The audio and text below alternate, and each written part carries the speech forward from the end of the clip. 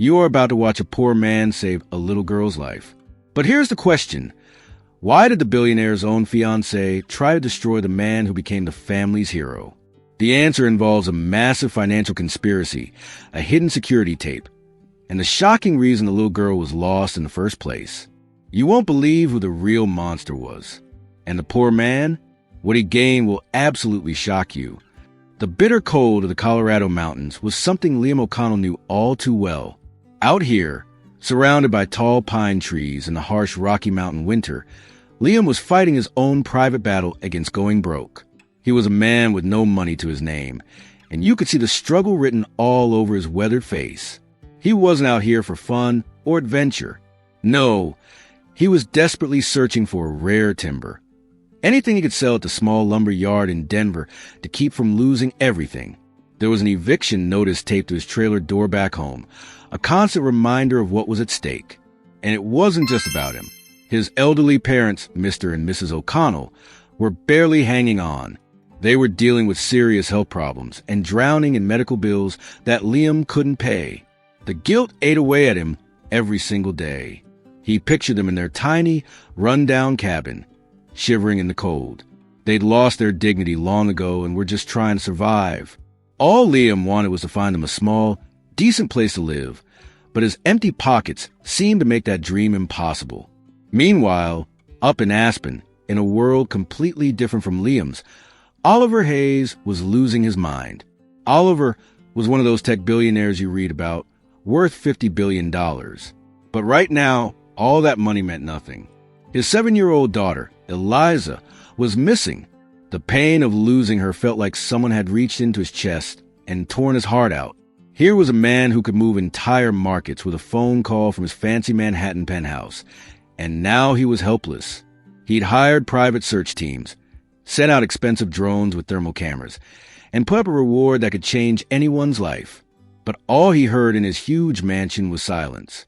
Nothing but terrifying, empty silence. His fiancée, Veronica Sinclair, stood next to him. She was beautiful in that perfect, calculated way, and she tried to comfort him while making sure the cameras caught her looking concerned. Veronica had her eye on a big business deal, a merger with another tech company that Oliver was too distracted to handle right now.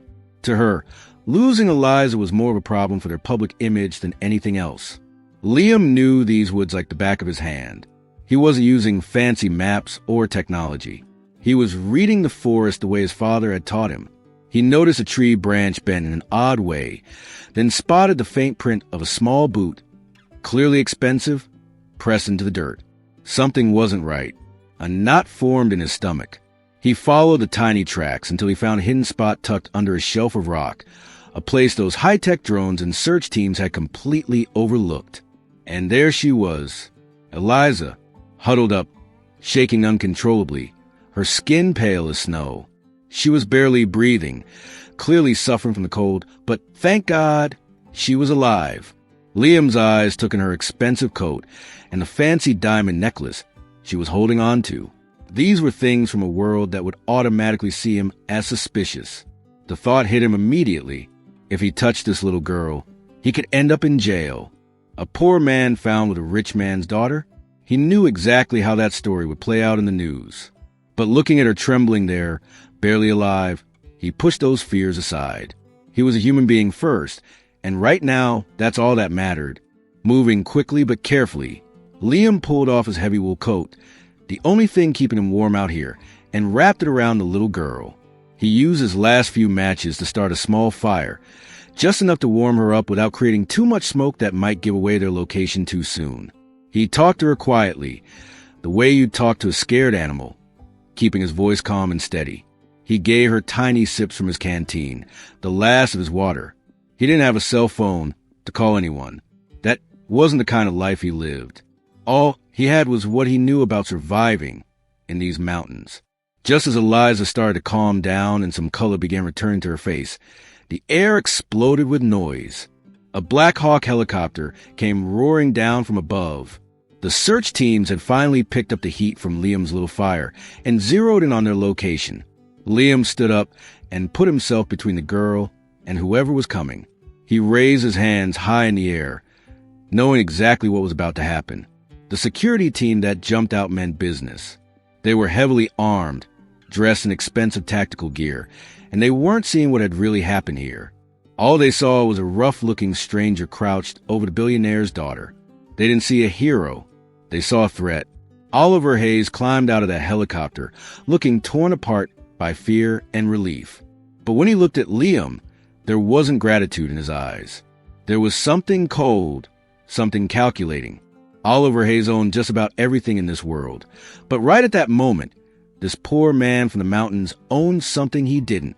After the rescue, everything became a whirlwind of lawyers, doctors, and damage control. When Liam finally found himself face-to-face with Oliver Hayes in that enormous marble entrance hall, a space bigger than any home Liam had ever lived in, he could feel Oliver's condescending gratitude hanging in the air. "You saved her, O'Connell. But let me be clear, I'm not a sentimental man. I deal in facts and figures. Name your price and disappear." Liam's weathered face took on an unexpected look of pride. "I don't want your money, Mr. Hayes. Money runs out. What I want is a job. A secure life for my mom and dad. You have the power to keep them safe from the cold. That's what I'm asking for." Oliver stopped dead in his tracks. He wasn't expecting that. He saw something rare in Liam, something honest. But he also saw an opportunity. He could buy Liam's loyalty and his silence. Writing a check would settle the debt once and for all. But giving him a job, that created dependence. "All right then, I don't do charity, O'Connell, but I'll offer you a position. You're my new personal driver and family security assistant. Starting right now, you'll be on call around the clock, day and night. The pay will be enough to keep your parents safe and comfortable. But first, you sign this non-disclosure agreement. You're an employee, not a friend. You see nothing, you hear nothing, and you definitely don't talk about what happened out there in those woods." Liam signed the papers. The harsh conditions didn't matter compared to promise of keeping his parents warm and safe. He traded in his old life for a stiff, uncomfortable driver's uniform. His new world was the suffocating luxury of Oliver's homes. From a mansion in Bel Air, Los Angeles, to the fancy penthouse in Soho, New York. He spent his days driving a Mercedes Maybach, a car that cost more than a dozen of his old neighbors' houses put together. The humiliation started immediately and never let up. Veronica, Sinclair became his main source of misery. She looked at him like he was dirt that had somehow gotten tracked into the mansion. "O'Connell, did you remember to wipe your boots before you got near the Rolls-Royce? The dust from whatever backwoods place you crawled out of is simply unacceptable." She'd snap at him, her voice dripping with disgust. Mr. Sterling, Oliver's cutthroat money manager, who basically ran everything, was even worse. Sterling saw Liam as an uneducated nobody who didn't belong there. He piled on the most degrading tasks he could think of, making Liam spend hours polishing tires, and constantly made snide comments about the cost of charity whenever Oliver was within earshot. Liam took it all without complaint, repeating the same thing to himself over and over. "This is for Mom and Dad. Just make it to payday." The only bright spot in that whole mansion was Eliza. The little girl was often left alone while her father worked nonstop, and Veronica ignored her. She attached herself to Liam. To her, he wasn't just a driver. He was a hero who had lit that small fire and saved her life. She'd sit quietly in the backseat of the Maybach and leave him tiny crumpled-up drawings. A sun, a stick figure with a smile, a small heart. Those drawings were the only real thank you he'd gotten from anyone. One rainy afternoon, while driving Eliza to a private museum showing in Chicago, the little girl spoke up. Her voice was barely above a whisper. "Veronica said I'm the reason Daddy is so stressed out. She said if I hadn't gotten lost, the merger would be done by now. She wishes I was a boy." Liam felt his heart break. He realized something important right then. All this wealth surrounding Eliza was really just a fancy prison, and she was more vulnerable here than he'd ever been out in those woods. His reason for staying changed in that moment. He wasn't just working to save his parents anymore. He was working to save this child from the dangers hiding inside her own home. He made himself a promise to be her silent protector. He started quietly checking security records and listening carefully to the tense phone conversations happening in the backseat. He wasn't just a driver anymore. He'd become a spy. Liam's quiet watchfulness eventually uncovered something terrifying. There was a web of betrayal right inside the Hayes household. Having access to the inner workings of the estate, the security codes, the travel routes, the guard schedules, he saw far more than Oliver ever meant for him to see. While running an errand at the Miami headquarters of Hayes Industries, Liam found the first clue. He was reviewing maintenance logs on the main computer system, a boring job that Sterling had dumped on him just to be spiteful. That's when Liam discovered something odd in the original security report from the day of the rescue. The log showed that the entire alarm system around the Aspen property had been deliberately shut off for 6 hours on the day Eliza disappeared. This wasn't an accident. This was planned. Liam's suspicions immediately turned to Veronica and Sterling. He remembered how strangely calm Veronica had been during the panic, and how Sterling was hostile toward anyone he couldn't control. Everything clicked into place one late evening while Liam waited in the Maybach outside a closed meeting at a Wall Street office. That's when he overheard Veronica's quiet phone conversation. The voice on the other end was Sterling. "The board is asking too many questions, Veronica. Oliver's too emotional after what happened. We need him to sign the final paperwork on the Midland Tech merger this week, or our whole insider trading scheme falls apart." Sterling's voice hissed through the car's thin glass. Veronica's response, cold as ice, confirmed Liam's worst fears. The rescue was unfortunate, but it worked in our favor. Oliver is vulnerable now. The motorcade tomorrow goes through that construction area. Our people are ready. We need to create a situation that gets us his signature, not necessarily his survival. We have to push this merger through before that peasant driver figures out what really happened to Eliza. Liam felt his blood run cold.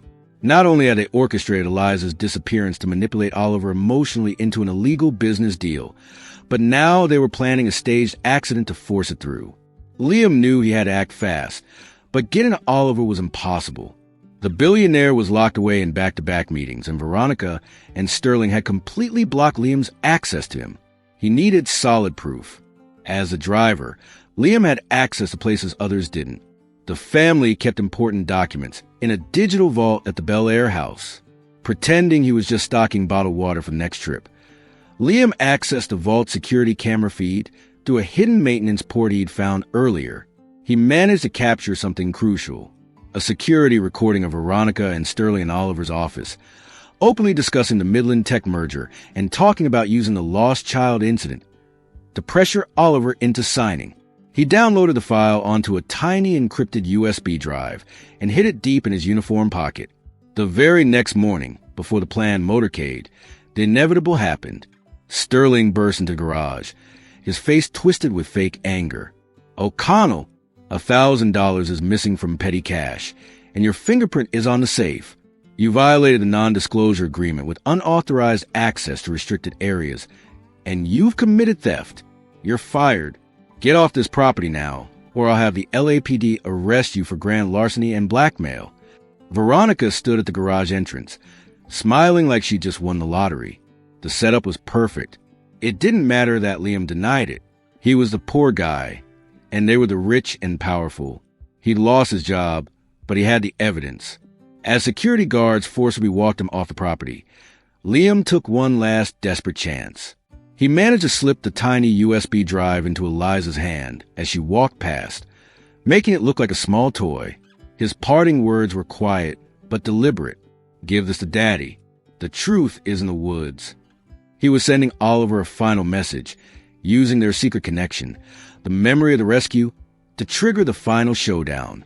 Oliver Hayes was a man who lived by logic and numbers, but now he found himself driven by pure, desperate instinct. The message from Eliza, "The truth is in the woods," was a direct call to return to the place where everything had changed. He raced toward the Colorado retreat, leaving a security team and a frantic, protesting Veronica far behind. Deep down, he knew that Liam was the only truly honest person in his life. Liam was waiting at the old grotto. He didn't beg for his job back. Instead, he showed Oliver the proof. He plugged the tiny USB drive into a tablet Oliver had brought with him.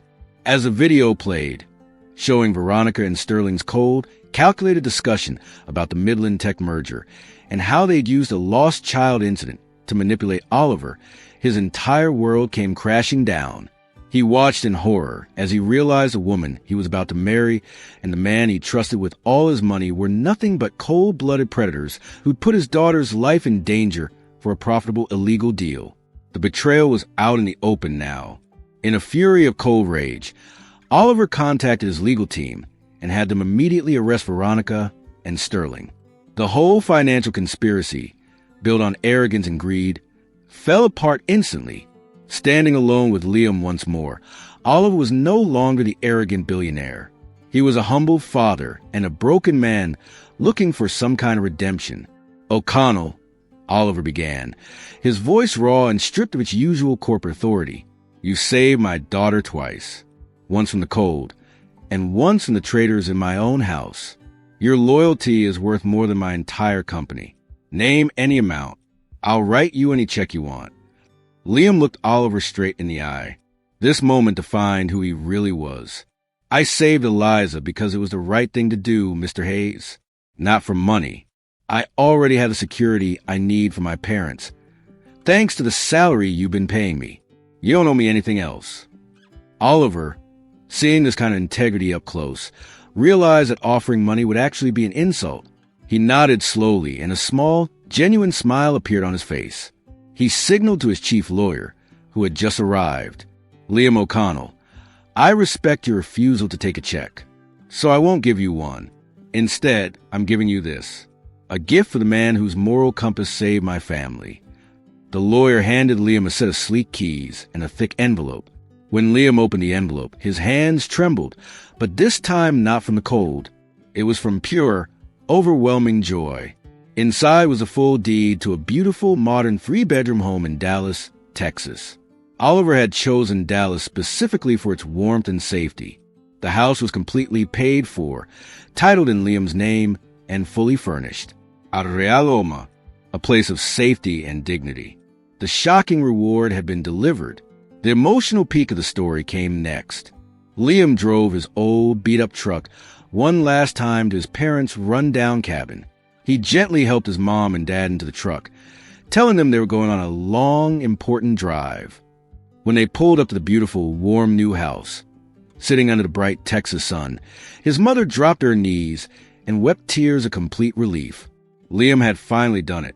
He'd rescued his parents from the shadow of poverty once and for all. But Oliver didn't stop there. He promoted Liam to executive director of the Hayes Foundation, putting him in charge of the entire corporate charity operation. Liam was no longer a driver.